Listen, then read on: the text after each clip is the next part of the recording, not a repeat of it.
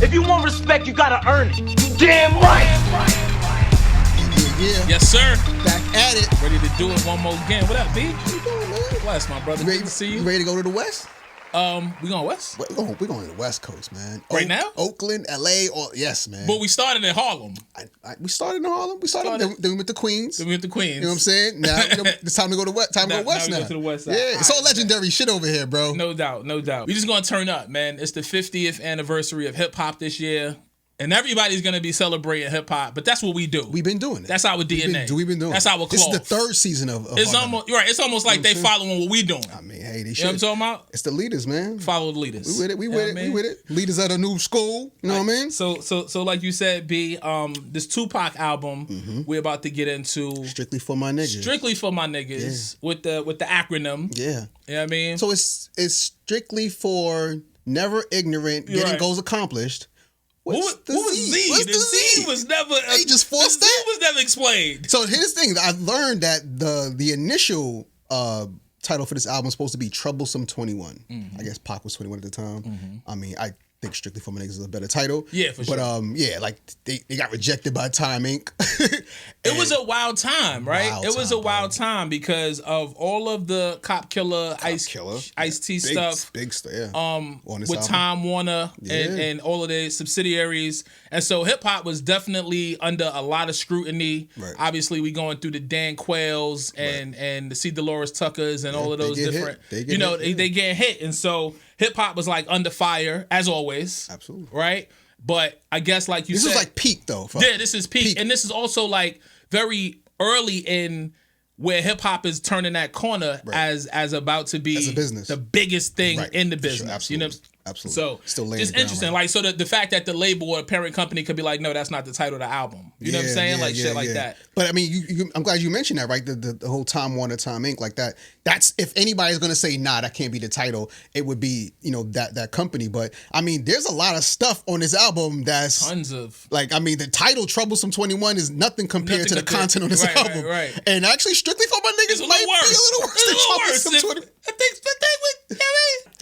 so yes, we're gonna get into it. What anniversary is this? The 30th anniversary? 30th anniversary, man. 1993. Yeah. February of 93. Yeah. Talk to me about that time with you. I mean, you kind of started already. The climate was crazy, man. I mean, this was 93 was a beautiful time for rap, man. And it was very, very expansive. I mean, listen. I mean, Q was on top, right? Gangstar's on top. I mean, Redman's coming out. It's funny because before we get to this song, I get around on this album. Probably the summer '93 reminds me of like Break of Dawn, De La. The two songs I probably played the most that entire summer was Tonight's the Night remix, Redman. Excellent tune. Foolishness. Excellent tune. Foolish lyricism, right? And I Get Around. Wow. Because that was like outside. That was super outside that summer. But yeah, like those two songs I probably played the most. Let me ask you this. So as a fan of hip hop, we were already aware. I'll speak for myself in this particular instance. I was already aware of Tupacalypse Now. Yep, bought the album. Juice. Yeah. But Juice comes like maybe right before Juice or right around the time, but it wasn't a very successful album. No, the album dropped right before Juice came out. Right before Juice. Yeah, they were trying to actually, I mean, I'm assuming they rushed the album to line it up with the movie. Right. But once the movie drops and blows. Yeah, but this is considered his breakthrough album. You're right, exactly. Yeah. Because once Juice drops and Tupac becomes a star, right? A budding star in Hollywood.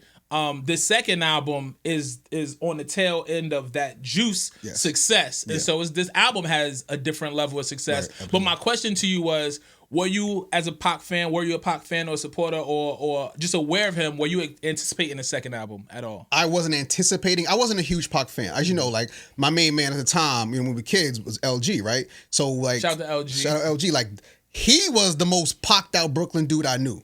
And so he would like put me on to a lot of like, I would hear Pac stuff for the first time mainly through him because he was banging this stuff. And I mean, even like, who he was when he was dealing with his family, like you could see why some of these songs resonated with him a lot. But it was crazy, man. Like the first Pac song I actually, of course we all fell in love with Pac through the Digital Underground verse, right? When he came through, right?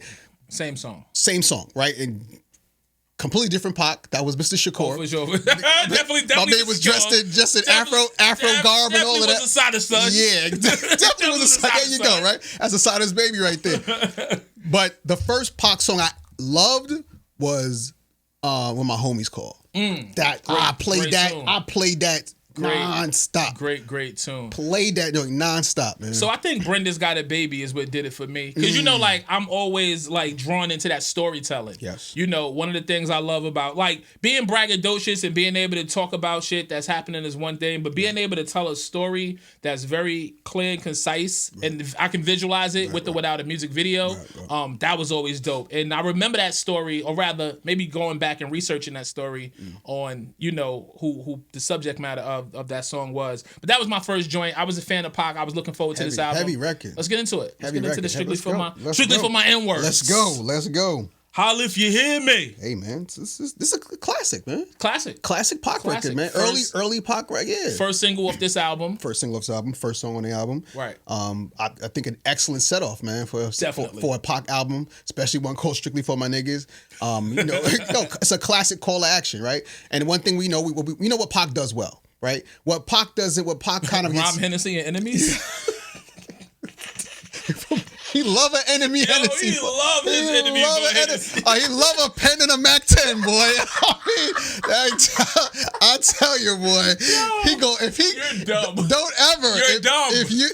If Mac 10 comes or pen comes, you know what's next. What's happening, you know what's next. But anyway, what he kind of gets criticized with, what he kind of leaves with the lack of lyricism, or kind of just slightly above average lyricism, he makes up for like his passion. Like, you know, the best orators, it's about messaging and delivery. And like, there wasn't really anybody who did that better. You know what I mean? Of course, this is not even his peak, right?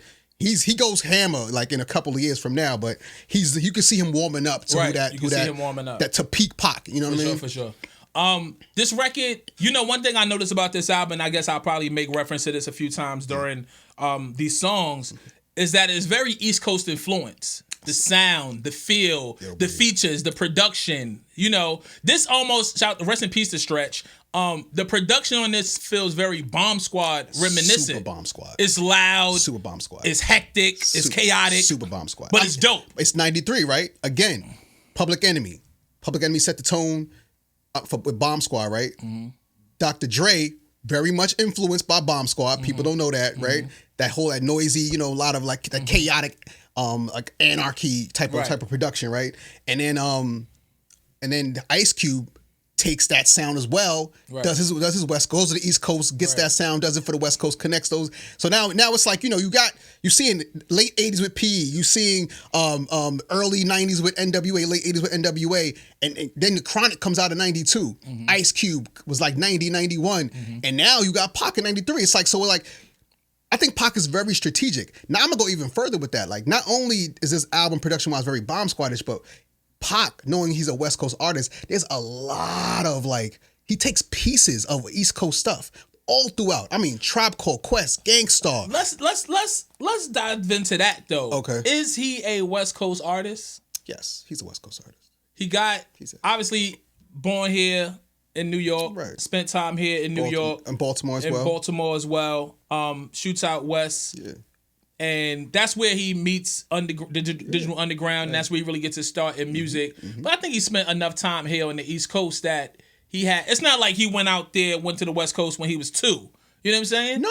I mean, I'm just saying, like, when he was introduced to us. Yeah, he was introduced to us as a West Coast artist from the West Coast, right? But I think he reps the West Coast more than he has the East Coast. That's a fact. But I still think that he gives us enough to be like, yo, but I'm New York. This is part of my thing too. I mean, you know what I'm saying? I mean, Juice. Right. Like, it's not like New York didn't love Pac. Yeah. He was like, always in New York. He never, and I didn't even think about that. But Bishop doesn't strike me as a West Coast guy. Yeah, exactly. He looked like a dude from uptown. Yeah, Pac never really had a heavy West Coast accent. You know what I'm saying? Like, again, he was. See, this is what I'm saying. Like, when I think of West Coast, he's not homegrown West Coast. No, he made his bones. Definitely not. He made his bones there. Absolutely not. But he's not homegrown. Yeah. I mean, I think that's also why he kind of worked on both coasts. Like, he really was. Like, Ice Cube couldn't have played Bishop.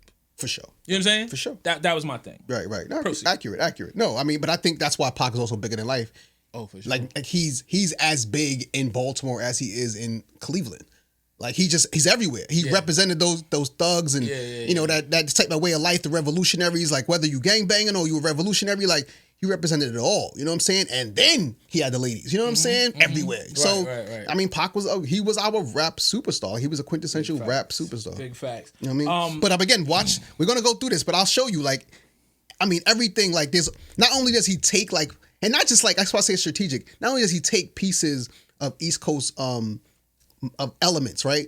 He takes stuff that was successful for them. So it's almost like, and I mean, like you can, you know, now you take a whole song from something and they taking old classics and redoing them. But like in '93, this wasn't really accepted like that. Up Mary J. Blige records and putting those fast drums. Stop doing that. Please stop that. Please stop that. Please stop that. So anyway. Holla if you hear me. So outside of this being the single from this album, it resonates as a, like you said, as a call to action, right? Because years later, we get the book by Michael Eric Dyson. We get the play by Saul Williams. Holla if you hear me, right? This overlying overarching. There's also theme. I forget the author's name. Makes Me Wanna Holla. Makes Me Wanna Holla. That was a big one in the '90s. For sure.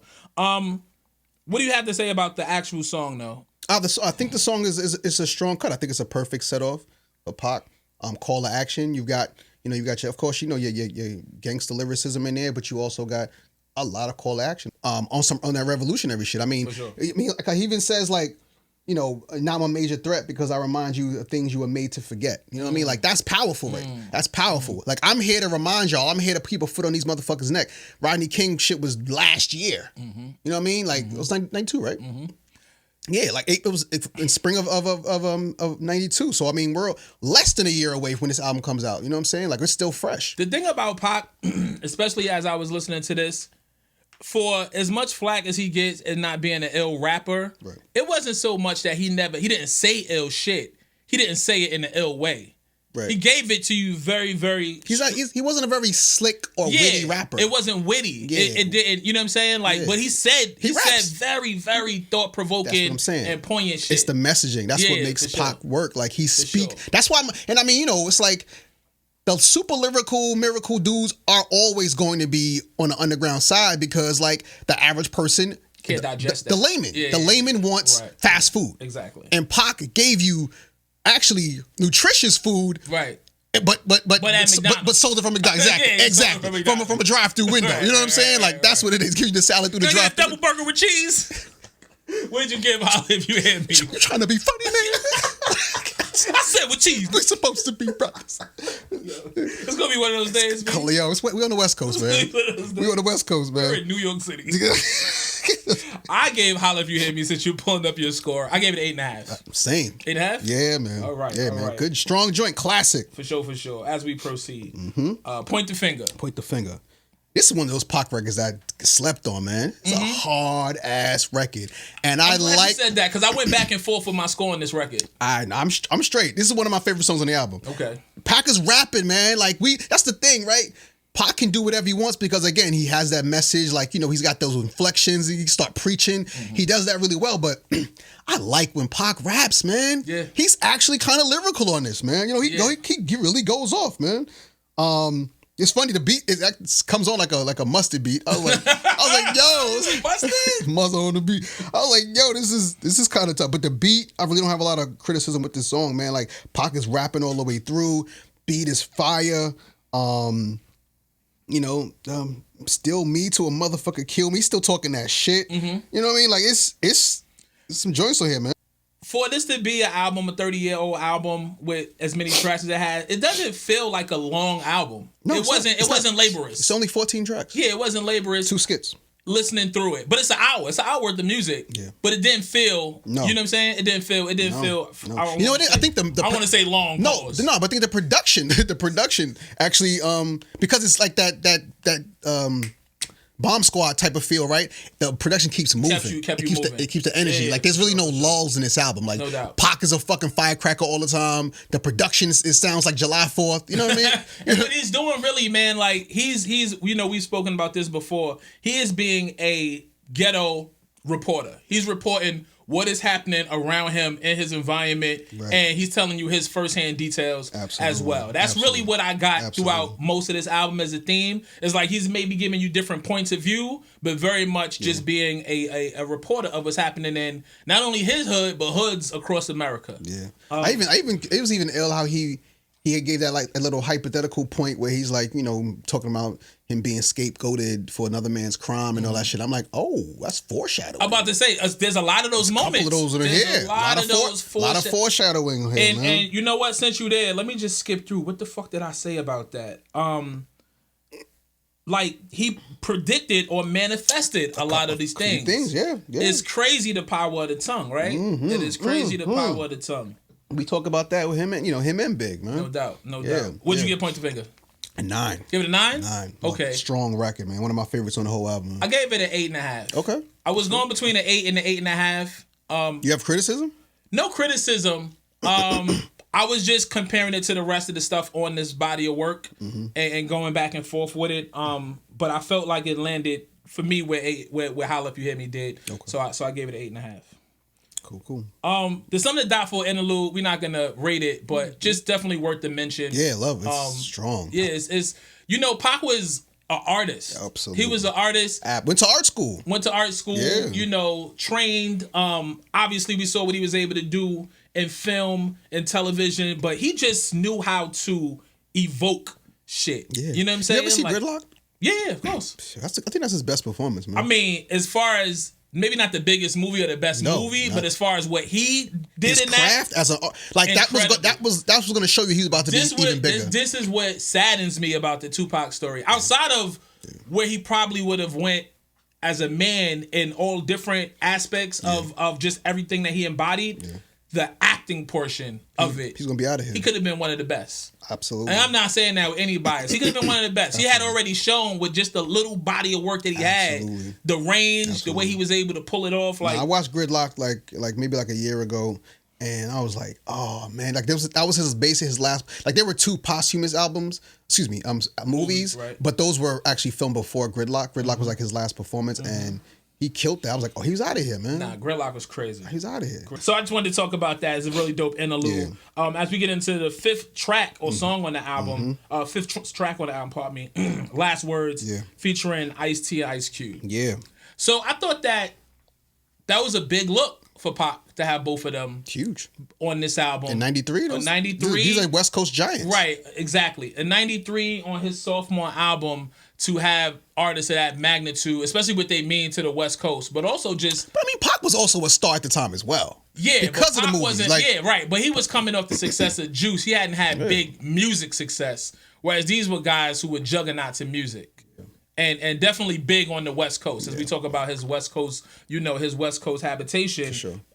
They were huge. They were the 2 biggest names you could get on the West Coast at that time. Really. But I feel like it was a kind of a good look for T because Ice-T was kind of fading out at that time. He was already stamped like legendary stamp. For sure, you know what I'm saying? Like he's not the guy that continuously puts out albums and things like that. No, right. He just got in, he did what he did. Yeah. He made so much noise, and then like going back to the whole Time Warner Time Inc. thing, there was so much controversy and shit surrounding his name. Right. He was cemented. You know what I'm saying? Like he was cemented. So I thought it was dope. Rest in power to Jam Master Jay, him and Bobcat on the production on that one. I didn't know JMJ did this? Yeah. Really? Yeah. You know, like Pac's East Coast influence and just presence and affiliations, they didn't stop. No. They did not that's stop. The thing. Pac ran through. It's funny because Pac was still kind of a junior on the rap level, like you said, but in hip hop, he was that boy. Oh, for sure. So like that's why he had all these other things. Yeah, and all the official dudes fucked with Pac heavy. I mean, like he was like shoulder to shoulder with Tretch. Like they were rolling heavy. You know what I'm saying? Right. We already know how Tretch was in the early 90s. You know what I'm saying? And still. Yeah, for sure. Just dope, man. Just dope. Pac, man, his story is tragic for so many different reasons. For so many different reasons. But yeah, I said this is a solid, crew joint. I won't call it a posse cut because they weren't like a posse. You know what I'm saying? But it was just dope to have these 2 features. I thought they were really big looks. I do think Pac had the best verse on this album. Yeah. I liked Ice Cube too, though. I didn't like Ice Cube's verse. You didn't like Ice Cube's verse? I like Ice Cube's verse. I thought Ice-T had a better verse than Cube. Yeah? Yeah. I liked Ice Cube's verse. Yeah. But Pac definitely stole a show on that one. I actually rated this pretty high. I gave it an 8. Wow. Yeah, I gave it a 7. Gave it a 7? I like Pac's verse, but I really didn't like Cube's verse, and Ice-T's verse wasn't like crazy, just was better than Cube's because Cube's verse was that bad to me. The production isn't anything really special. Production I thought was solid. Yeah, it wasn't special. I mean, but I just love Pac. Again, Pac was doing this thing, I ain't racist, but let's trade places, trace the hate, then face it. Like, just dropping those bars. It's like, nothing super lyrical, but gems. It's like he always, like, it's like, I'll rate us, like, you'll see, like, when I'm rating these songs, it's like, I'll have it like at one joint, and it's like I'm counting the bars, the gems, right? It's like, the performance ain't crazy. It's not super lyrical, but like, wow. Yeah, right? It's like you gotta medicine. Yeah, like medicine. It's like, do you want like lyrical with nothing really said, or you want something that you gonna walk away with for the rest of your life? Like that's what Pac gave. Right. Before Instagram quotes, he was giving us quotes. How about it? He was giving us big Instagram quotes. As we proceed, Soldier's Revenge, produced by Bobcat. So everything on this album is co-produced by Tupac. He was very much hands-on in the studio with ideas and a lot of live squad beats. Bringing samples and shit. We get this altered voice rapping alongside Tupac. She loves to do that. Yeah, which I thought was dope because before people were doing a lot of different things as MCs vocally, one of the things that could take you to a different plane was to alter your voice, to do something different, with your delivery, or maybe do like a split personality type joint, you know what I'm saying? So we get the altered verse joint on here. But I got anthemic. Like this record is very anthemic. It's chanting, again, Pac is getting to what's happening around him, society's ills. But it's very much anthemic in that I can hear this at a rally. Well, he's going after the censorship committee. That's who was like trying to put a foot on his neck. They out there rolling over CDs and shit like that. See Dolores Tucker, and he really goes at them in their contradiction. You know what I'm saying? So, and also again, still expressing like that anger for what happened to Rodney King and crooked cops and all of that. So, I see him on a podium, spitting this. You know what I mean? I don't even see him in the studio booth. I see him on a podium in front of a crowd, like moving the people. That's what it gets me. Yeah. It's very Martin Luther King. Yeah, Martin Luther. Yeah. I mean, I didn't think the execution was great. Song-wise, it's not something I bang. I never really loved this song, but I love its attempt, I like the fact that it has that chanting part of it that makes it very repetitive. That's like the hook of it. So it keeps you, you know what I'm saying? It keeps you engaged. It keeps you engaged. Yeah. What did it land for you? 7.5. 7.5? Yeah. I gave it an 8. Okay. You know what I'm saying? Same ballpark. All right. Peep game. Like what's going on here? Let's peep game. Peep game. Featuring Threat, or Deadly Threat, as he's known on this particular song. But I'm not familiar. I don't remember Deadly Threat. So, you know what he sounds like? Who? Like J-Ro from the Licks. I have to listen again. If you listen again, you'll hear it. It sounds but like... Threat has been on a bunch of shit. I don't remember. I think he might have had one album, maybe 2. Really? But he's a West Coast... He was making his rounds in the West Coast. So you're familiar with Richie Rich, right? Yes, very much. So... kind of in the same vein, maybe. Okay. Well, maybe definitely less albums than Richie Rich, but just one of those guys that were making their rounds and embraced. But he can rap though. On the West Coast. Nah, Threat is dope. I think he kind of carries his song a little bit. Threat is dope. Like I gotta go through with like some of the other records that he's been on that I'm sure you've heard. Yeah. But Threat is ill. Threat is ill. Now you see what I'm saying? Now, the beat, right? Remember I kept telling you he takes like elements of East Coast shit. The y'all come on. Like now, who had that sample? Special Ed. Yeah, yo. The Special Ed produces later on in the album. Action produces actually. Yeah. But like, but that's what I'm saying. Like, it's like he takes these little joints like that were familiar. It's like, because even me, I'm like, all right, that sounds like something familiar. I had to think about it. I had to go back. Like that shit was fucking me for like an hour. What is that? And I was like, oh yeah. Come on, let's move it. That's my shit. Which was my shit. Incredible. Yo, Ed used to get busy. But anyway, Pop. Like many artists that came from the West Coast or got their start in the West Coast, East Coast, like they looked to the East Coast for, to be accepted. Yeah. Sure. That was the thing. That was for the majority of hip hop's existence, man. And that's why rap's existence. And that's why the beef was so strong, because us arrogant ass New Yorkers trying to let it go. was like, fuck all that. We big bro. You know we big bro. Right. We'll be big bro for too long. We big bro. And now we low bro. Then we low bro. But that was like you talked about. Soup. Talked about being strategic. That was strategic to have these East Coast little nuggets and things, right? Yeah. In there because even like Do the Right Thing, Redhead Kingpin, remember that? Mm-hmm. Like, that was a successful like early '90s record, right? And like you hear a piece of that in this as well. Like, I do have the chorus was a little lackluster, definitely. Same especially thing. as we listen in 2023. Did not like the chorus. It didn't age well. To your point again, I thought Threat got off on the record, and I'm gonna definitely remind me to send you some other joints that he was on. Yeah, I gave Peep Game a 7.5. Give it an 8. Give it an 8? Yeah. Okay. All right. Okay. Okay. We swapping. All right. Okay. Struggling, not me. I'm doing never that. Never that. God is good. I'm always all right. Never going back. Never going back. That's another special ed record. Wow, look at you, yo. Look at this. Me being look at this guy. On the 50th anniversary of hip hop. You gonna have me playing special ed all week, boy. Why wouldn't you? So I gotta go Brooklyn, back. right? Yo, I was playing Let's Move It. I played that shit like 3 times in a row, man. Then watch the video. Malcolm Jamal Warner directed. That, Malcolm Jamal Warner directed. Shout out to him. He's up for a Grammy this year. We all over the place. Absolutely. Great, yeah. I gotta sit with that album too. Guess who's back? So this right here. No, we are just struggling. Yeah. Produced by Stretch again and the Live Squad. Rest in peace to Stretch. One thing about Pac, he loved the feature. He was like, "Yo, what you doing? Come to the studio, get on this record. Come through. Yo, His homies. Yo, come jump on this joint. Talk about when my homies called. This album, niggas is falling. I'm like, who are these dudes? Just let me. Can I take a slight detour? Can I make a left right here? Yeah, with you. Yo, All Eyes on Me. I love that record by Pac. It's that title cut. Love the beat, the sample. Love what Pac did. Right. Yo, fam, why is Big Psych on that record, man? On your title track, That's his bro? man's, B. Gotta be your man. Who's on this track? Who's on Struggling? He has 2 verses. Struggling to find out? I'm struggling to fucking keep listening to that shit. Yo, your man has 2 verses. The first 2 verses. Pac put on. Who is that? He love a feature. He's not even credited though. Oh, he love a feature. Bro. I'm gonna say it's somebody from Live Squad. I would imagine so. I guess so. But like, this man's not credited, and why? How you not gonna credit somebody who has 2 verses? And they're not even big in verse. Like, he get a second verse for something mid. Like, it's just these verses are not hot. Whoever mixes vocals need to be fired. I can't even make out with this shit. It's crazy. I don't get it, man. So not a favorite of yours. Not a favorite of mine. Struggling to get through it. Struggling to get through this one, man. I struggled and gave it a 7. I struggled and gave it a 7, man. You have a 7? Struggled. Yeah. And Pac, I was like, all right, Pac, if you have your man there, you gotta murder it. He didn't murder it. And he did the same, he did the same smoke cess in the West, like done by the gun, like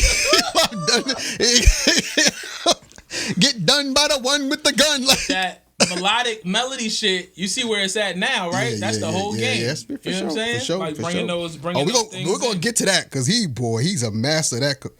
Guess who's back? Guess who's busy? You had to have the Guess Who's Back track. Bruh. You had to have one of those. I'm back. Guess who's back? Back to get wrecked. You know what I'm saying? You had to. Yeah, because you had to return. He was right because he was 2 years. Yeah, he hadn't appeared in 2 years. He hadn't appeared since Juice came out. So he was back. He's back. Guess who's back? Yeah, I fuck with this record too, man. Dope joint. This is the one produced by Action Love, who we know as Special Ed's DJ. Yep. Co-produced by Special Ed. Shout out to Drigger Drew. Shout out to Dollar Cab Lab. Shout out to Flatbush. Dollar Cab Lab. Shout out to the Bush. Dollar Cab Lab. Word.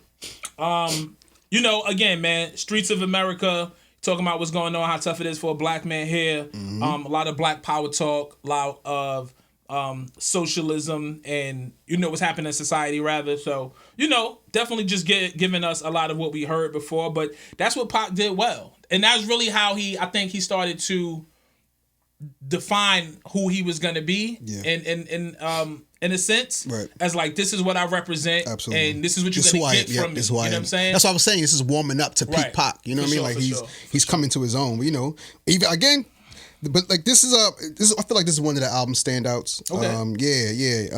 Okay.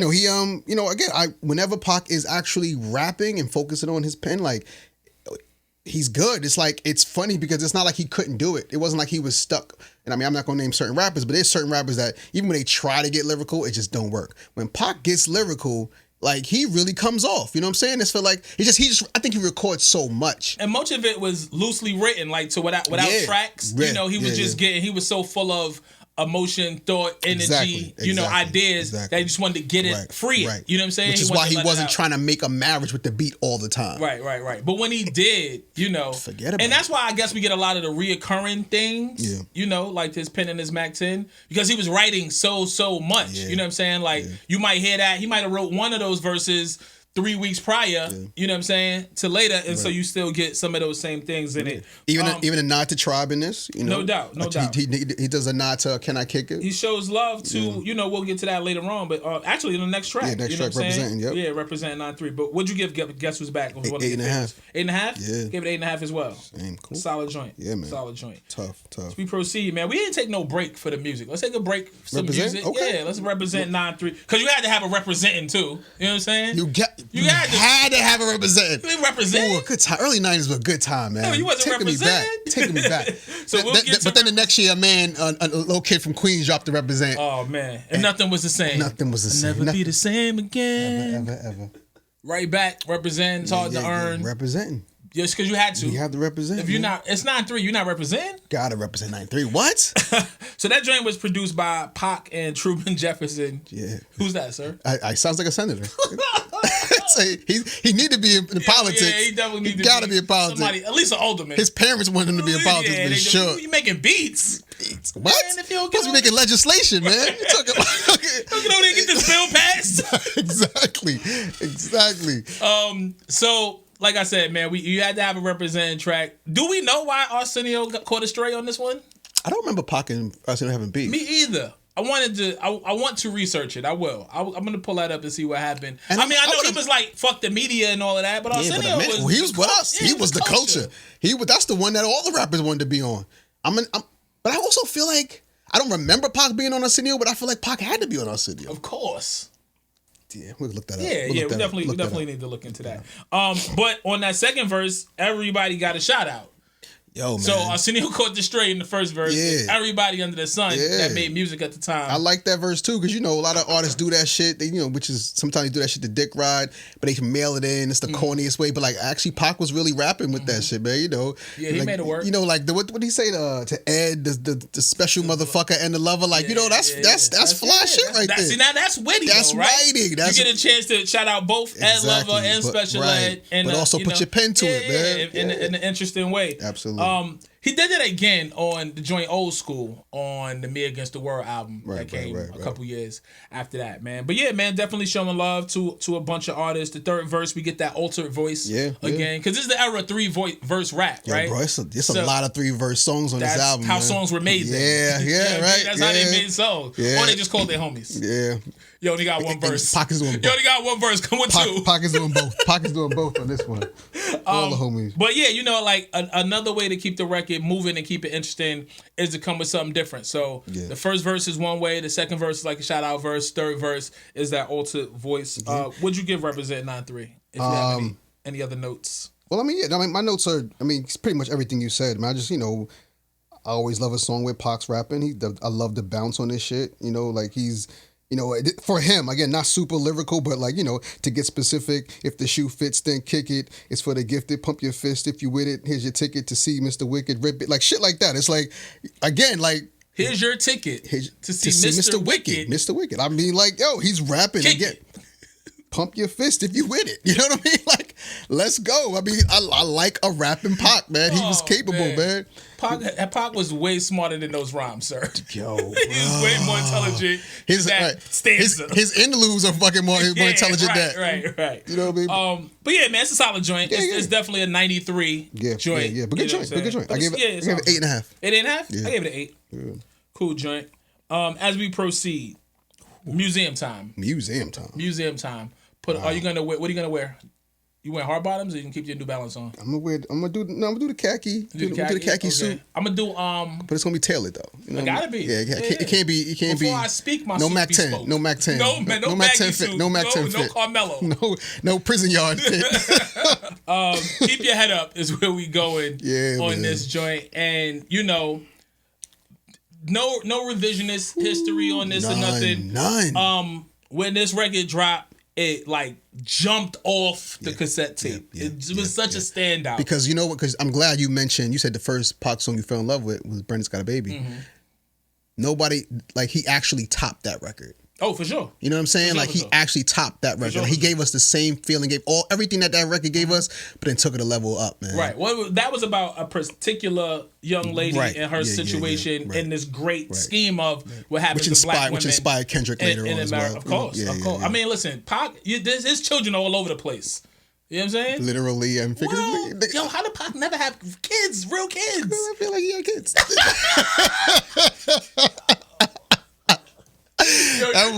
You're dumb. I'm just saying. You're dumb. I'm just saying. How did he not have kids? Pac was fucking B. Of course. Pac took down wild joints. 11s. 11. Even 7s that were superstars. Like, Pac was a special man. What? Come on now. Yo, whatever. We're not gonna get into that. Madonna was his girlfriend. Yo, Pac had joints. All over the place. Produced by Pac and DJ Darryl.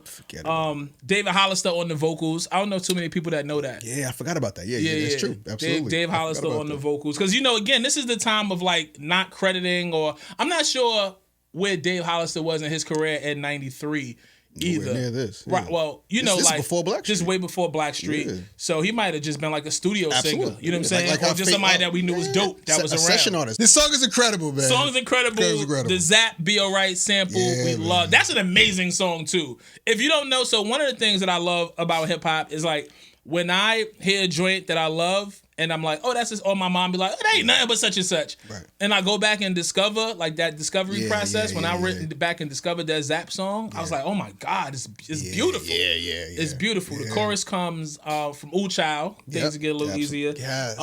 So, it had the makings. It had the makings to be a great, amazing record. And everybody delivered.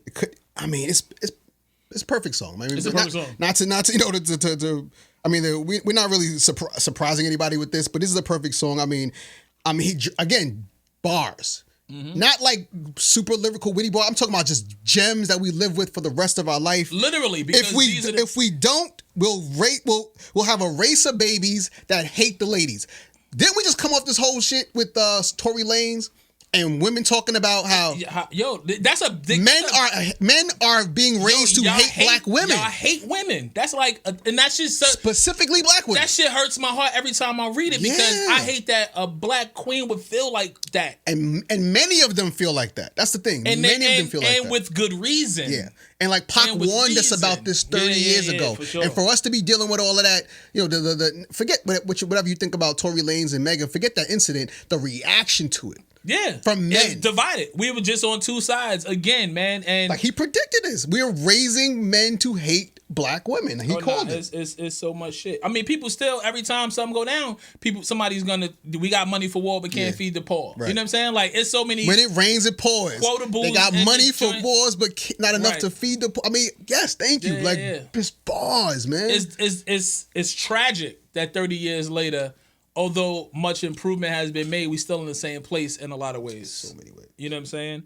But yeah, I mean, it's not too much to say about this record because it's a single, because we've been hearing it for the last 30 years, and I think people are very much familiar with this record. But aged well. Outside of all that, it's just an incredible joint. It's just one of those joints. It's a timeless classic record. Perfect record. I gave it a 10. 10, same here. But I'm surprised that the jab he threw at his mom, blaming his mom. It's funny because I'm not really familiar with Pac's brother. I blame my mother for turning my brother into a crack baby. Yeah, but I think he's just talking about. I don't think that's personal. I think that's just a story. I think he's just talking about what's happening in the world. Because Asada was outside, though.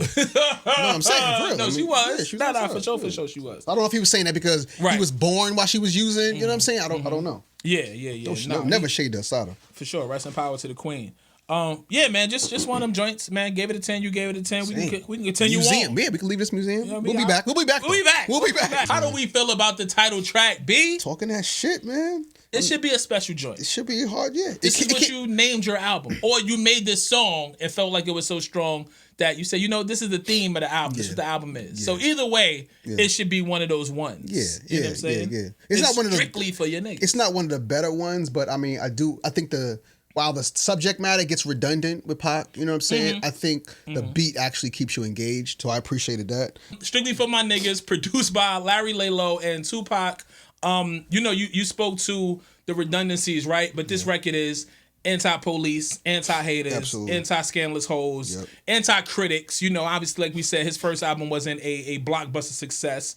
But this is also where I get to the point where I spoke earlier in the episode. It said maybe he predicted or manifested a lot of these things, right? I think even at some point he was antagonizing the people that were against him on this record in some of the lyrics, right? But that comes with, especially in that time, that comes with retaliation.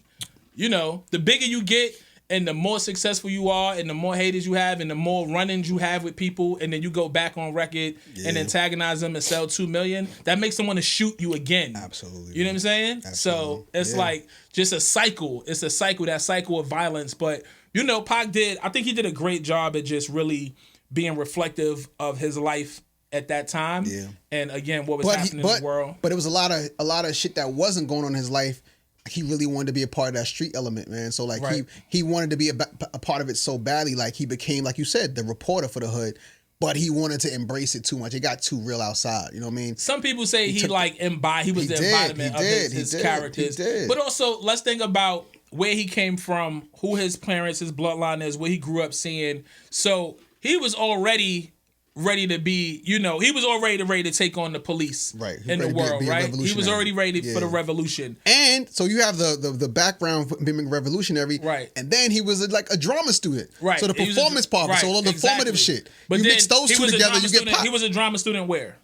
Baltimore. In Baltimore, ghetto streets. Yeah. And then he moved out west, Oakland, right? In Oakland. Yeah. With don't fuck around. Don't fuck around. You know what I'm saying? You heard what DJ Quick said. Do not fuck around. You know what I'm saying? So that's don't fuck around. Like 80s too. Don't fuck Oakland. 80s Oakland. Oh my God. You just shoot your whole face off. Your whole face where your face was at. So you going against the street, you're going against the government, you're going against the police officers. Absolutely. It's just a lot. Lining up the enemies. You're lining up the enemies. Yeah. And at some point, it catches up to you. Absolutely. What did this joint land for you, title track? An 8. 8? I gave it an 8 as well. Okay. I did go between a 7.5 and an 8. I ended up on an 8, though. As we proceed, track number 13, we rounding the corner, B. Yeah, man. We almost there. More foreshadowing. We almost there. Oh, well, in the title for sure. Yeah. In the title for sure. Yeah, man. Or powerful comparison. Or he was plotting. Or did he spark? Death Row was a thing. The Chronic. The Chronic, right? The Death Row was thing. They were the guys. They were the boys in LA. We the boys on the coast. Not LA. They were the boys on the coast. That whole coast. The whole coast. So this joint, The Streets of Death Row, produced by Stretch, Rest in Power, Live Squad. I got it self-reflective, but also fictional weaving in and out of the verses, right? Absolutely. So that's what Pac did a lot in this album. He gave you some story told from firsthand. And then he gave you some, know. But I gotta say, Pac might be the all-time most contradicting motherfucker on wax. Oh my God. Like that was a big thing for Pac for a very long time. And then I realized we all contradictory. It's human but some people more. It's human to be right. But some people more than others. And Pac is one of those human beings. Nice. Should I shoot your face off and bland with the Mac 10 or should we come together as a people? Right. I'm not sure. It vacillates per bar. You know what I'm saying? Like, so he Franklin say and Leo. he both of them. Got it. Okay. I see what you're doing. Okay. Exactly. Snowfall. Oh man. Looking forward to that season. Definitely, man. Final season, not third. Final season. Gotta go out strong. Yeah, that last season was nervous, B. It got good though at the end. Oh yeah, for sure. They landed that shit well. Yeah, they landed the plane. It was nervous at that point. The whole tiger thing. Oh my God, they almost jumped the shark. Right, with the tiger, right? But you liked the LSD episode, right? I did a lot. Very much. When I went back, also because you take mind-altering chemicals. Yes. That's factored in. Fuck that. Yes. It was more me loving the craft of the way they did it. I know, but also because you've been there. Yeah, exactly. But when I went back and watched it, stop hitting this fucking mic. When I went back and watched it, I was like, oh, nah, this shit is really brilliant. Yes, thank you. I knew you was gonna see it. It was brilliant. The way they lined that shit up and the way they was able to get it all out, get the story going. I was like, how do we move the story along? The phone call when he called homeboy. Oh my God. Hi. Yeah, that's crazy. Bro, crazy. The shit, and I think there's foreshadowing with him and his girl. Yes. You know, shit. Yes. Yeah, that shit was amazing. That shit was amazing. I'm watching that shit. Pause itself, y'all. I was bugging. I was bugging when I watched it. I'm gonna watch the last few episodes of that before this. And check out Skyzoo's The Mind of a Saint. He did a tape told from the perspective. I saw that you posted that shit. Yeah, Franklin Saint. How long is it? It's not long. It's less than an hour. It's wild. Yeah, you know, what I like about it, what I think is dope about it, it's like it gives you dope boy rap. Mm-hmm. You know what I'm saying? But Sky, we know Skyzoo, we know his story, right? But we know enough outside people. Yeah, and been enough and around close enough. Yeah. But he's also a really brilliant writer. Absolutely. And so, you know, I think it's just dope how he was able to put something like that didn't come off whack. I'm gonna check it out this week. You know what I'm saying? And it made me go back and check out. I was like, oh yeah, that makes sense. You know what I'm saying? Like, shout out to Skyzoo. Shout out to SK for sure. So where we at? Streets of Death Row, right? Yeah. Produced by Stretch. We already went through that. We went through mine. So do you think he was like he wanted to be down with Death Row, or he was just at the time? Possibly. This beat doesn't sound familiar to you? I have the beat and scratches in the chorus, very East Coast, produced by Stretch and Live Squad. Wow, where's it from? Let's get it on. Heavy D. Oh, word? It's the beat, yeah, it's a sample. Oh, I gotta listen to it. Gotta check it out. Okay, dope. Yeah, I just said, you know, the beat, and maybe that's why. I'm like, this beat feels very East Coast. Yeah. You know, he has a few joints with scratches on the chorus. That was very much an East Coast thing, having the DJ every cut. damn song is. I was reading the samples. I'm like, right. Oh, I was like, it's so many samples because of the scratches. Yeah, right, because they scratching phrases. Right. He's scratching, sampling himself and everything. Like he took pieces of with my homies Cole as well. Absolutely. What'd you give it? Give it an 8. Give it an 8? Yeah. Give it an 8 as well. Yeah, give it Look at us. Solid joint. Look at us getting along today. Man, listen, it's New Year. I don't like it. I don't trust it. I don't like it. I don't trust it. Stay tuned. Back to the museum we go. This guy. Cardigan on. You had your tofu this morning, man? I did. Did I? I did not. Hate tofu. Shut up, jerk. I get around. Forget about it. Man, listen. Forget about it. Again, like, yo, no revisionist. Forget about this it. This shit jumped off. Forget about it. It jumped off the album. Forget about it. It was head and shoulders. Forget about it. Like, literally, you listen to it sonically, it is different. And we've had some good moments on the album. Yeah. This shit is different. This don't even kind of go with the album. It's produced different. It don't even go with the album. Theme-wise, it's different. I'm glad it's on the album. They rhyming different. I'm so glad it's on the album. I'm breathing different. I'm breathing different. Yeah, no, this is. I'm breathing different. This is I Get Around is crazy. So I wanted to really do a deep dive on the production. Step in the arena. Right. Gangsta. Again. But we talked That's what got me at first, though. Of course, because we was like, step up. But it's so brilliantly used. Right in between the keys. So good. You never was mad at it. It was so good. Yo, let me say this too, man. Rest in peace to Shock-G. Absolutely. Brilliant. The genius of that man. The genius of Shock-G. Yo, for real. Shock genius. Nah, bro. He took what they were doing in like Parliament Funkadelic and all of that shit and brought it into the hip hop sphere. Yeah. But amazing writer. Seriously. Producer. Yep. I mean, he played, you know, he did a whole alter ego and made and that had thing. Slaps. Oh my God. And gave us slaps. Man, I was listening to the Humpty Dance the other day. And I listened to it intensely because I wanted to kind of in my mind I wanted to break down all of the different elements of the production. So many, the production. Talking about me. Who's nerding out now? The production is studied the Humpty Dance. Super because the brilliance of that song, and now we kind of off track, but we still on track. The brilliance of that song, though, is that he made it work. He took all of these different elements and made the beat, and then he used his alter ego to carry the song, right, and made it comical and witty. Right. But it was also a dance that you could do. Like, he took all of these different things that work and made it work together. Yeah. And it's a hit. It's a hit. You know how hard it is just to make a fucking hit record, bro? He took a lot of different things. He almost had the odds were against him for this to hit. To work. It could have been a dope song for it to hit. Easily failed. Yo, the Humpty Dance is brilliant. It's brilliant art. Talk your shit. It's brilliant art. I implore all of you to go listen to it at your earliest convenience. Get back to it. He said return home. Return to Ghana. No, back to get wrecked. Yeah, man, going back home. Now that one is incredible, man. Shock-G, man, I hope that we get some documentary. I hope that we get something like on his life. Like for the people that really knew him and can really tell that story, I hope that we get that, because for as much as I know I pulled the tip of the iceberg as far as what I know about him. But I always acknowledge his genius, you know, and I think he was a bit of a tortured soul, obviously, just dealing with demons and shit like that. But I Get Around is fucking flawless. Yes, the song is perfect, bro. And the funny thing is, this is such a huge hit, right? It's one of Pac's biggest hits.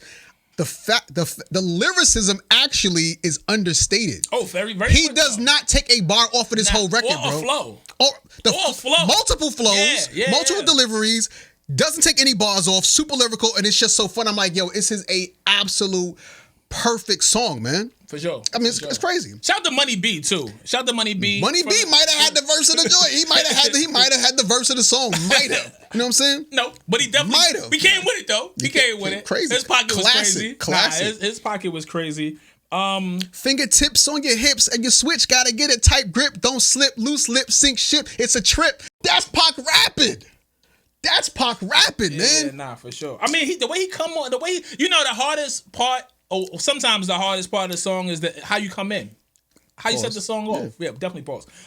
Back to get wrecked. All respect to those who break their neck to keep their hoes in check. Cause swear that brother majorly. The flow changed, by the way. Yes, right. He went back. Yeah, flow changed right there. And I don't know why your girl keep. You see, he ain't do the West Coast, the West Vest stress. Nah. He ain't do that shit there. No Mac 10 with a pen. Tell me that she needs me. But listen to all these melodies, right? Cries when she sees me, baby, take it easy. Hate to sound sleazy, but tease me. I don't want it if it's that easy. New flow. New flow. Baby got a problem saying bye-bye. Just another hazard of a fly guy. Yeah, that's why it don't matter. My pockets got fatter. Now everybody looking for the... Come on, man. It ain't no need to be... Yeah, he went crazy. So, right? Why you stop for? Why you stop for? We got episode to finish. Your beat number, baby, if you need me. Come on, man. There in the Jiffy. Ain't no... Just be happy with this. Quick, come on, son. When you learn, you can't tell me down. Check it out. That's a perfect verse, man. Yeah, nah. It's a perfect verse. And it's very, very much where Pac was in that moment. Oh, yeah. Right? Oh, yeah. The herringbone in the video. Oh, my God. The herringbone. Iconic view. Put it in the museum. Iconic. Who owns it? The herringbone is in the museum. Who owns it? Absolutely. Put it in the museum. Yeah, just that whole look, man. Him running through the trees with the fitted, with the snapback backwards, with the pants sagging, with the boxers showing. You know what I'm saying? Paul's no shirt, running around, herringbone. What do I have? You know, he's talking about his escapades with the ladies. Mm-hmm. He's kind of talked about that earlier in the album as well. You know, he talked about since the movie dropped, how his stock has risen and all of that. But listen, I mean, we're gonna be honest here, man. Pac was a successful artist with a hit movie under his belt. He was not hard on the eyes. He probably had women in droves. He did. Right. He probably. Ain't no problem. Absolutely did. We wasn't there. Who was it? Quincy's daughter? Oh, Madonna? Like, come on now. I mean, he had baddies. Baddies. Real legitimate joints. Like not hip-hop chicks. And then he had hip-hop. And yo-yo. Yeah, yo-yo. Yeah, stars, bro. Yo-yo. Yeah, stars. Yo-yo in 90. Yolanda Whitaker? Yolanda. Man, listen. Yo, when Yo-Yo used to do that little shit where she would slap her thigh, yo, that's all I did. Why you bring that back? Why you do that? Why you even do that to me, B? We gotta get out of here. Let's wrap this up. We gotta get out of here. She shouldn't have looked that good. Preteen me? She shouldn't have looked that good in that video, bro. And that's another production-wise. She told you her booty was soft. And if you touch it, you living in the coffin. Word of mother. Good tune. Check the production on that record too, though. Listen to the elements of. Don't play with my yo-yo. Oh, yeah. Listen to the production, bro. Yeah. It's incredible. Yeah, incredible. Yeah. It's incredible. It's incredible. I mean, we gave this a 10. This is a 10, B. This is 10. But how about this though, Tor? Talk to me. There's a lot of real G's doing time. Because a groupie bent the truth and told a lie. Bro, it's how airy. About that? It's airy.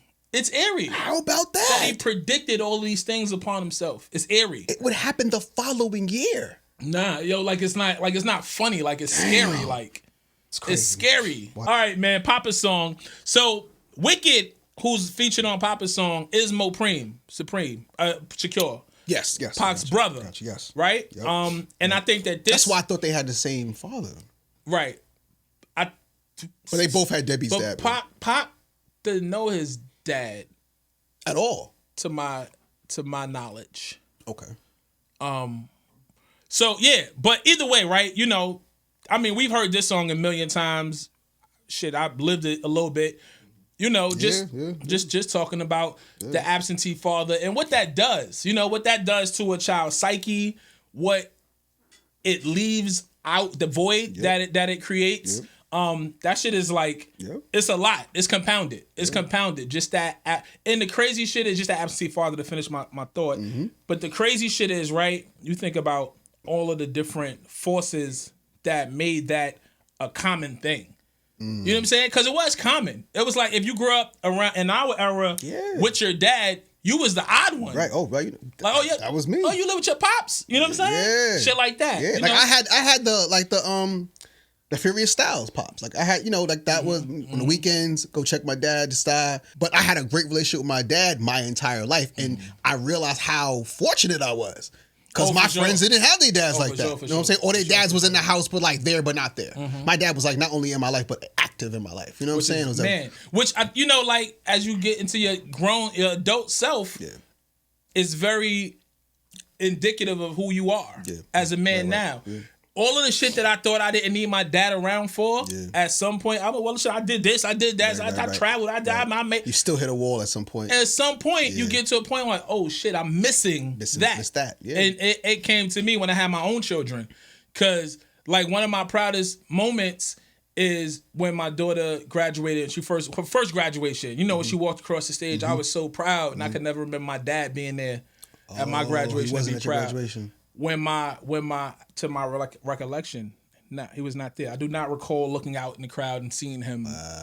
When my son made the basketball team and got his jersey, he told me about this. And we looking at the jersey, I'm like, yo, this is crazy, and I don't have that moment. I didn't make the team, but that's not the point. That's not what we talk about. Irrelevant. So we talk about right here. It's irrelevant. If you did, he wasn't gonna. He wouldn't have been there. That's why I didn't make the team. That's why you didn't make the team. You didn't have nobody pushing you. Yeah, man, you had me working on my left hand. You know what I'm saying? You push your son. Real talk though. I see you talking to your son about his game. That's necessary. Nah, for sure. You know what I'm saying? For sure. So, you know, these records, and we've got them from so many of our different artists, unfortunately, but fortunately. You know what I'm saying? Because it gives us you don't feel alone in these moments. And we've raved about, you know, other artists later on doing songs like this. Jay, right, that's what I'm saying. You know what I'm saying? So like this is one of the first. This is one of the first joints. I've got a very important record. I mean, this is kind of like, some people would say this is in the Pop Museum as well. And it's crazy because I never loved this song, not because I think it's super nutritious, but the execution I didn't love. But again, execution leaves something to be desired. Yeah, but it's emotion. It's so. Yeah. It makes you feel so much. Exactly. And LG was the one. Again, we're kids, but did he grow up with his pops? Same shit with you. Like pops, he knew his pops. Barely saw his pop. Pops had his own demons. You know what I'm saying? Like, but he was, and I remember he was upset about that. He wore that shit. He did not give him a pass. He was always disappointed.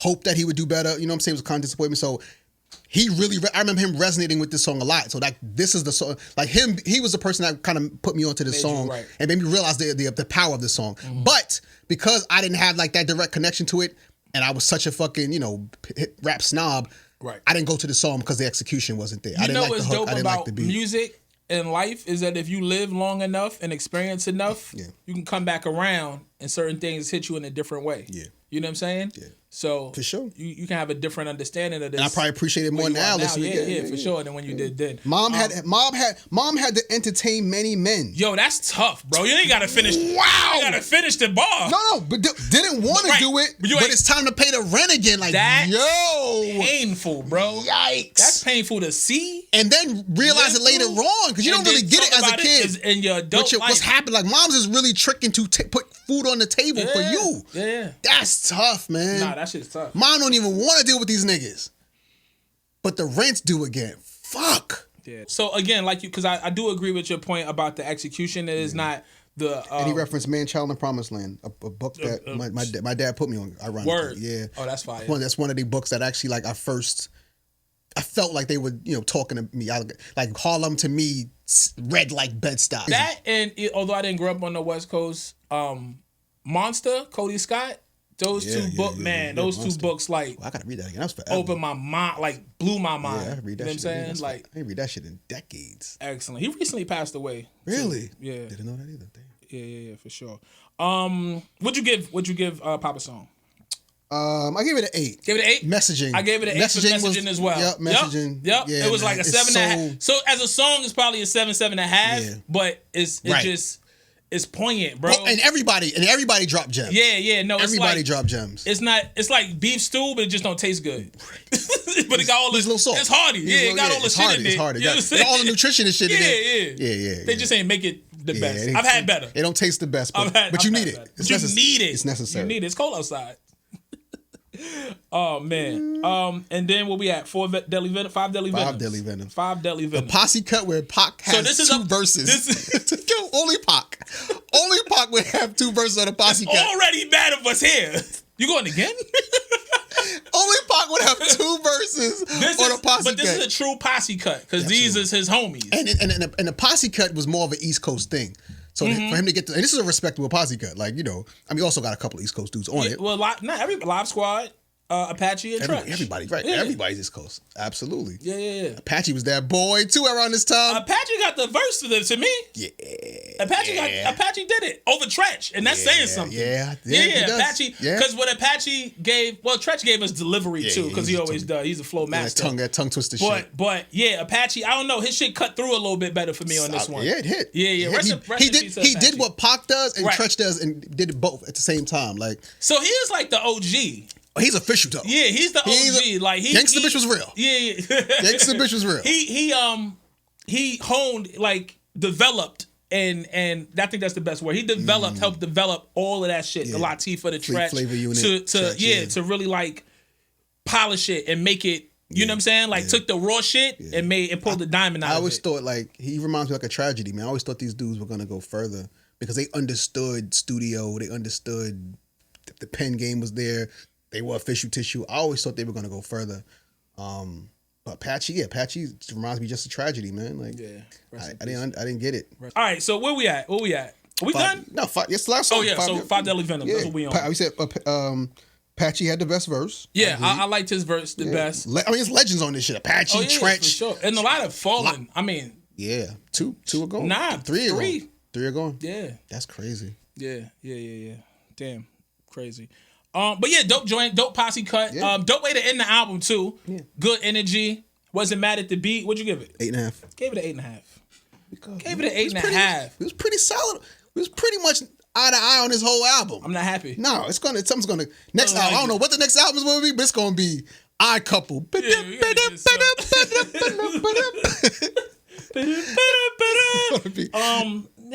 I don't like that. But I'm glad, man. We got a new episode in the can. Welcome to season 3 that you can catch exclusively on the Hard to Earn YouTube channel. We need you to subscribe. Subscribe. Right now. Right now. Not later. Subscribe. Right now. What you doing? Oh, you subscribing? I bet. Appreciate it. Thanks. Good looks. Tell a friend and tell a friend. We will be back with the next Hard to Earn. You know the vibes. Peace and love. If you want respect, you gotta earn it. You damn right.